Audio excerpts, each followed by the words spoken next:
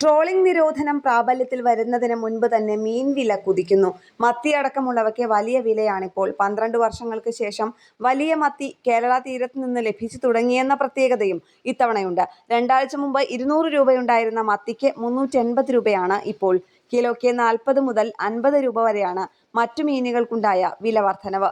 അയലയ്ക്ക് 340 മുതൽ 380 രൂപ വരെ കിലോയ്ക്ക് വിലയുണ്ട്. വലുപ്പത്തിനനുസരിച്ച് വിലയിൽ വ്യത്യാസം വരും. അതേസമയം മണ്ണെണ്ണ വില വർധനവ്, മത്സ്യക്ഷാമം, മത്സ്യബന്ധ ഉപകരണങ്ങൾ നശിക്കുക എന്നിവ കാരണം ആകെ ദുരിതത്തിലാണ് മത്സ്യത്തൊഴിലാളികൾ. കടം വാങ്ങി വള്ളമിറക്കിയാൽ ആകെ ലഭിക്കുന്നത് 300 രൂപ മാത്രമാണെന്ന് മത്സ്യത്തൊഴിലാളികൾ പറയുന്നു.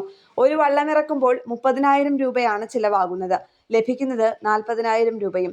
വള്ളമിറക്കിയാൽ പലപ്പോഴും ഡോൾഫിൻ, കടൽമാക്രി എന്നിവയുടെ ശല്യം കാരണം വലകൾ കീറുന്നതും പതിവാണെന്ന് മത്സ്യത്തൊഴിലാളികൾ പറയുന്നു. സംസ്ഥാനത്ത് 1630 ഇൻബോർഡ് വള്ളങ്ങളും 600ഓളം ഔട്ട്ബോർഡ് വള്ളങ്ങളുമാണുള്ളത്. ഓരോ വള്ളത്തിലും 50ഓളം തൊഴിലാളികളാണ് മത്സ്യബന്ധനത്തിന് പോകുന്നത്.